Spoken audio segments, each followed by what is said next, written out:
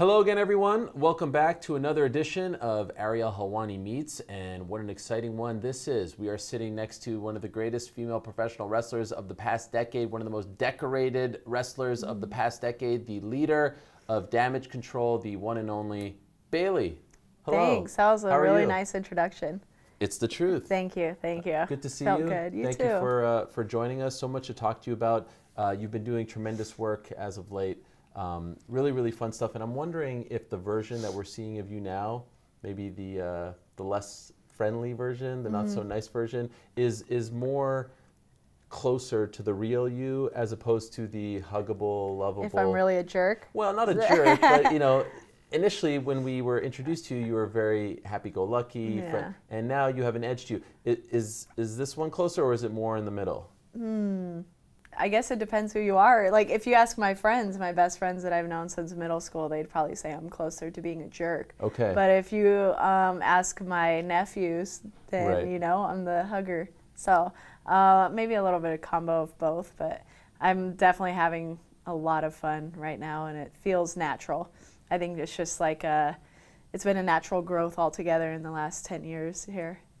Was this your idea, or did someone approach you about The perhaps? whole character change. Yeah. Yeah. It was all my idea. Just Really? like when it first happened. Yeah. Because I was in, I don't know if you remember, like such a weird time in my career where it wasn't really going where we all thought it would, and I felt the fans turning on me already and just not buying into it. So I didn't want to just kind of coast along, and I wanted to. I knew when I joined WWE and when I wanted to be a wrestler, I wanted to be able to do everything.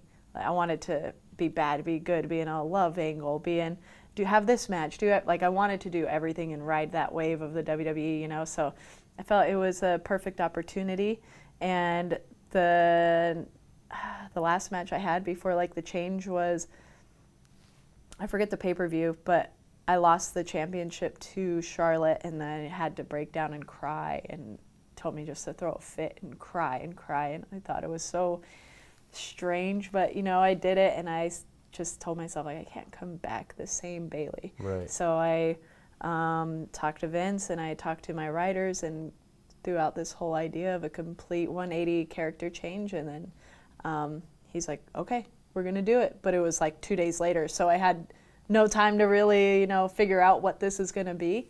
And then we did that change, and then it's just grown throughout the years now that I've had time to kind of Right. settle in it and see how the fans react to it. Why did you feel like the fans were starting to turn on you or feel tired? I think to me, it just felt natural.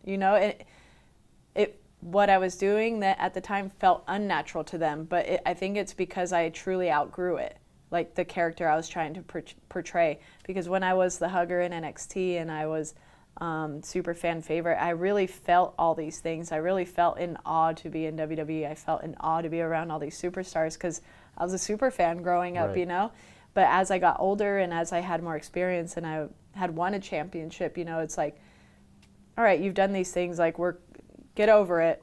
Get over being excited about being here. You've been here for 6 years already. So I think they just didn't feel that connection like they used to, which is totally understandable because I didn't either. Okay. I felt like I was, it was time to just have a change. You mentioned, being a lifelong fan. I've seen you talk about going to meet Rey Mysterio at Popeyes, and then later Yeah. in the day, your dad drives you to go meet John Cena. Yeah. And you love the Hardy Boys and Lita. You were a legit fan. You were there Yeah. when Eddie Guerrero won at the Cow Palace against great. Brock Lesnar. I mean, so it's cool to see someone live out their dream. And now you just celebrated 10 years Oh, yeah. in WWE. When that day came, when that anniversary came just a few weeks ago, did you take a moment to reflect, that kid who was driving to go see Rey Mysterio at Popeyes, 10 years, everything you've Yeah. accomplished, but to last 10 years in any profession, let alone this volatile one, pretty damn impressive. Yeah, I think that was the main thing that really sat with me was, it's hard for anybody to sit in any industry, any company, any business for 10 years. And to be able to do that, with WWE, with my dream job, with the place I grew up watching, it wasn't so much that of the fan in me that was really soaking it in. It was me as a person thinking about my first month at FCW and NXT, because that first month was really rough for me. I didn't think I was going to make it to the second month. It just didn't feel like the place I thought it was going to be, and I thought I just wasn't going to fit in. I wasn't girly enough. I didn't dress nice enough, and I just didn't have what it took to be a superstar. And so the fact that like now I'm here 10 years later, it's just like, wow, how did I do that? How did that happen? And how did time go so fast? Were you close to quitting that first month? I wasn't close. I don't think I was close to quitting, but I was just didn't think I was going to have fun, you know. And I don't think I could have ever quit. I thought I was going to get fired because they wouldn't see anything in me, you know. And I think Dusty Rhodes definitely like saved me, because Really? I had nothing to offer except what I could do in the ring at the time, and he like pushed me in promo class and brought out this character in me and brought out my personality, which I didn't think was okay to show, because at that time the women weren't really seen like that, you know, and didn't think it was okay to be a fan, and then that became my character, was being the super fan. Right. So he definitely saved me, and then I started having fun. Speaking of the knee, I'm not the only one who would say this. You were one of, if not the MVP of the pandemic era early on, right? You did tremendous work. Yeah. And obviously super tough. You're talking to no one, right? You're talking to a bunch of screens. Yeah. Not really, they're in back of you. I mean, you're really in an empty arena with just production people. And the work was so great, and then you get hurt right before the fans are going to return. How depressing was that? How difficult was that for you? Because it wasn't just like one of those 2-3 month injuries. Yeah. There was a long road ahead, and you were right at the finish line, so to speak, to get that energy back. How did you deal with that? Yeah, that was so disappointing. There was a part of me after they had me come to SmackDown and just kind of do a backstage and say that I was injured. And I just couldn't believe it was happening, because it was the end of me and Bianca's story at the time. And I was mad that I let her down, that I couldn't finish that story. And I was mad that I wouldn't get to be in front of those fans again, because I did all that stuff during the pandemic and everything was going really well. But I never really got bummed about it until the Royal Rumble, which is crazy. Yeah. Like, I think it was because everybody's there, you know, and I'm like, damn, I'm like the only person that's not there, so I felt a little left out. That was probably the hardest one. And then WrestleMania was, not even WrestleMania was too hard for me, and I flew myself out there and went to the show myself, because I wanted to be there for a lot of the girls and having these big matches. And then Dakota texted me. She was asking how I was feeling, and she's like, hey, I know these big weekends are really hard for when you're injured and you can't be a part of it. I just wanted to see how you're doing. Then it hit me, and I'm like, oh, this does kind of suck, but I'm okay, you know. I was just happy to be around it again. The genesis of Damage Control, where did that start? That is something that I've like thought about for a couple years before it actually Really? happened, you know. Yeah. Wow. And I know Dakota has talked about this in her interviews in the past. Like, it had a different group of people as the time went on, you know. Peyton Royce was someone that I really wanted in there, and Tegan Knox was someone that I wanted in there. There was a lot of people that it just kind of changed throughout time, and as people left the company and things like that. But Dakota was always, she's one of the OGs that I always envisioned in this group. I just thought, like, there's no women's factions. Like, there's been trios, and to me, if it were up to me right now, there would be more of us. Okay. But we'll see, you know. There's been trios, but there's never been like a big faction where there's 4 or 5 of us, and that's what I wanted. I talked to Hunter about this a couple WrestleManias ago, and he told me, like, well, you need to know why are you guys together? Like, oh yeah, you guys are cool together, but find the reason why. Me and DX were this, me and Evolution were this, and explain those things. Then I was like, maybe I need to think about it more.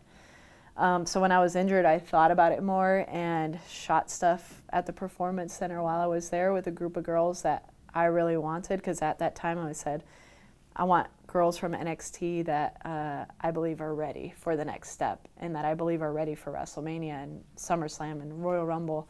So I had a group of girls. We did a couple videos and a couple pictures, sent it all out until it, could see what everybody thought about it.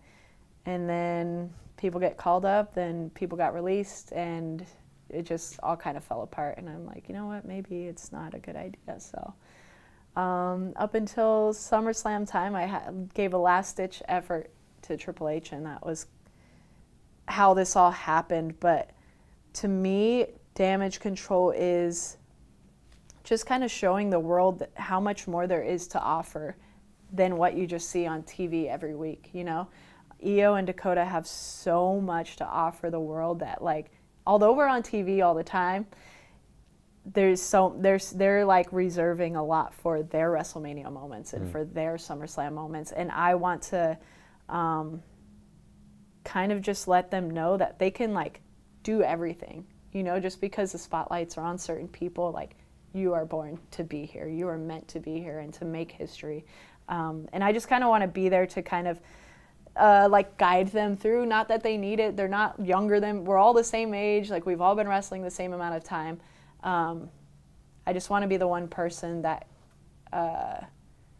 kind of just shows others that there's, like, a chance for you to make it too. Like, I don't know. I've just had so much help in my career that I want to be able to help others as well, to show them that it's possible, And they have, I think what we're doing right now is just kind of not changing the landscape or anything like that, but because we're all here and they're so gifted and they're so experienced, we could work with anybody. And we could bring in someone who's only been wrestling for 6 months or someone who's been wrestling for 6 years or whatever, and we can put on a match or a story with them. That's a very long answer, but yeah. I just think that they can do it all, and I want to be there to watch it happen firsthand, I guess. Did you come up with the name? Yeah, we all did. You Okay. know, I had a few different ideas. We threw out a million different names, and they creative came back with a million different names too, and we just couldn't get on the same page. And then, like, you have to also go through legal and all this stuff.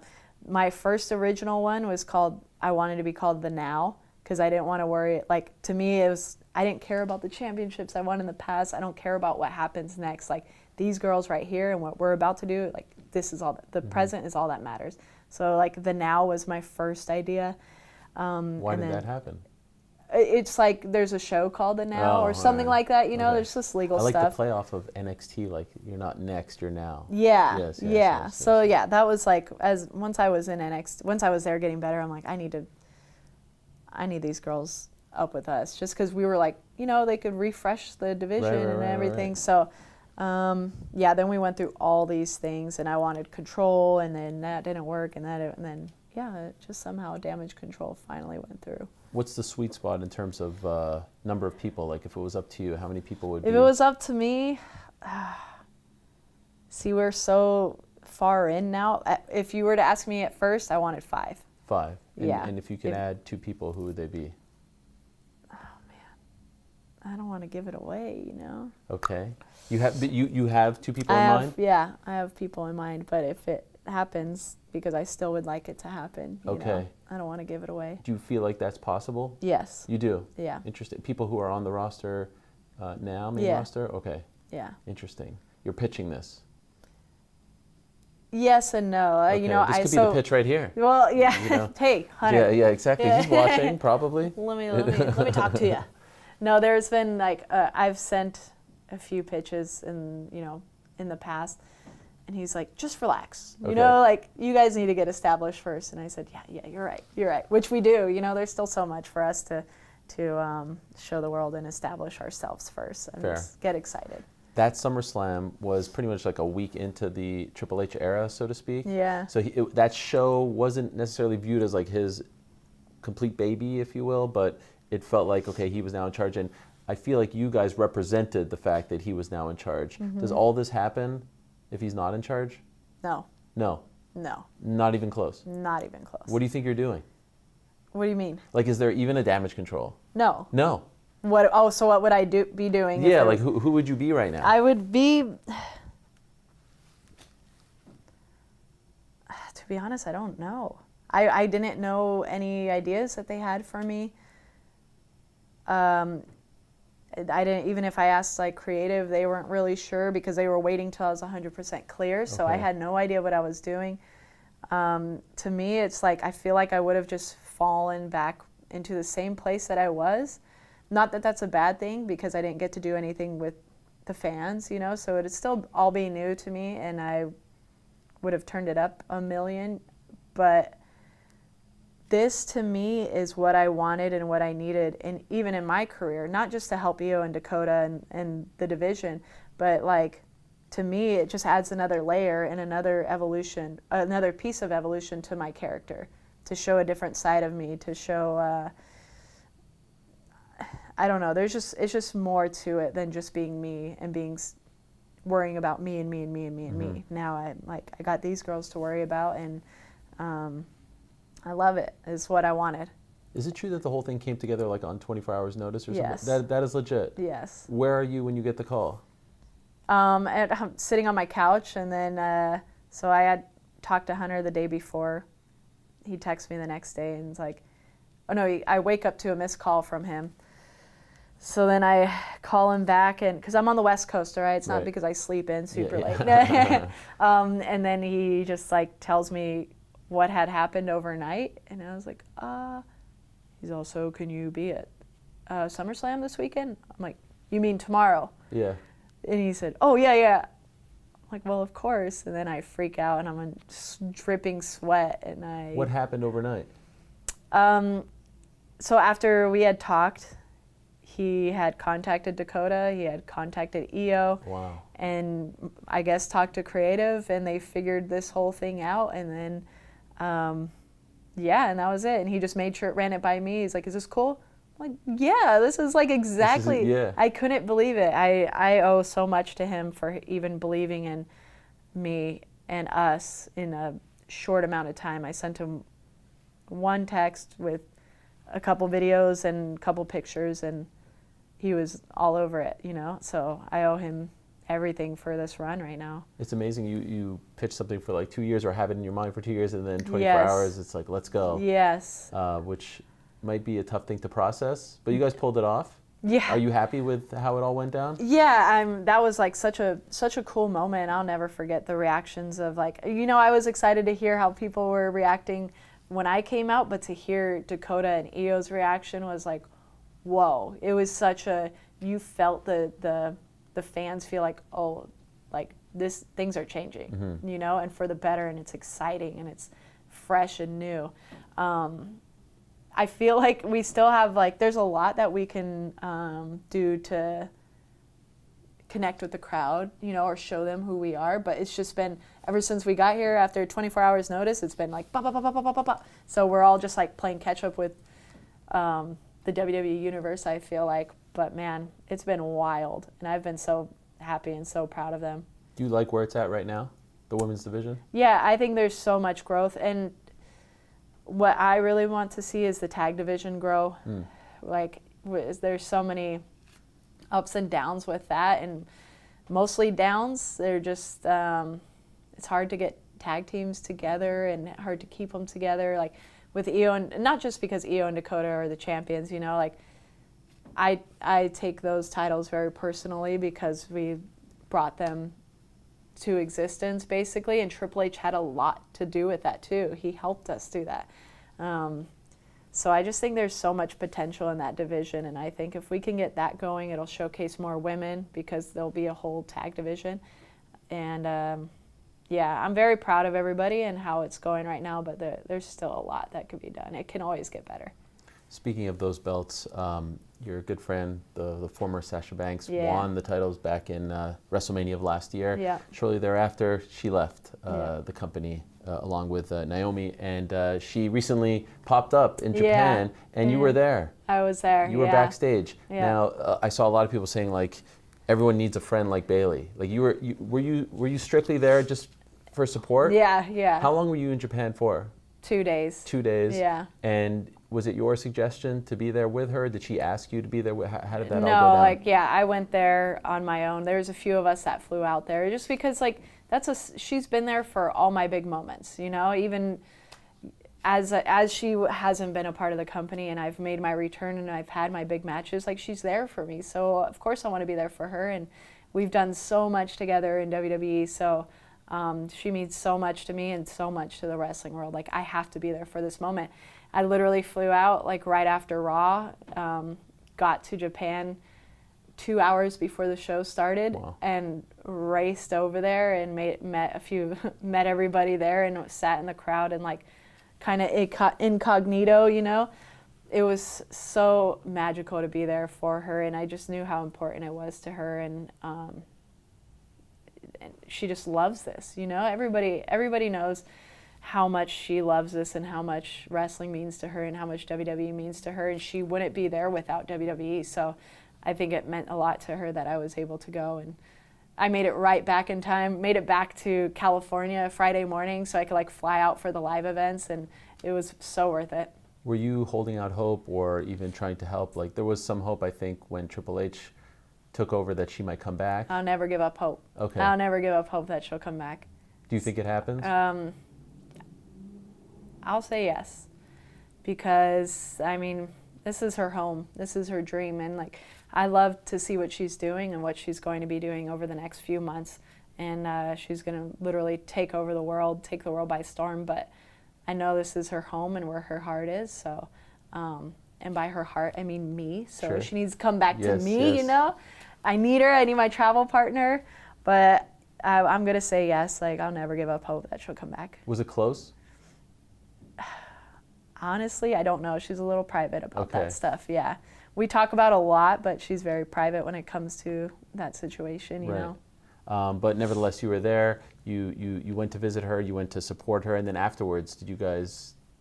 Afterwards, what did we do after? We literally went and had like Korean barbecue, but she was so exhausted, and I'm all jet lagged already, you Right. know. But the next day we had like a free day to hang out, and we all just like walked around Tokyo and Shibuya and all this stuff, and went shopping, went out to eat. It was a great day. WrestleMania is coming up. Mm-hmm. If you could paint the perfect scenario for yourself, Oh gosh. what is it? Who is it? What are you doing? You've My surely thought of this, right? Yeah, I mean, my perfect scenario in all of WWE WrestleMania is like me versus Lita, or me versus Sasha, or right now, if I could pick something, it's Damage Control in a big match, you Okay. know? And I think that would be very special to me, because to share the ring with them too in WrestleMania, even if that were the end of it, you know, if that was our last match together, that would make me so proud and so happy. You're doing tremendous stuff. It's Thank a you. pleasure to watch you, and also the evolution of your character. Not easy to do. Be the lovable good girl, and then the bad girl now. So well done to you. Keep it Thank up. I you. wish you nothing but the best, and thanks for sitting down with us. Yeah, I appreciate it. Bayley, Ariel Meets, another one in the books. Hope you enjoyed it as much as I did. We'll see you next time.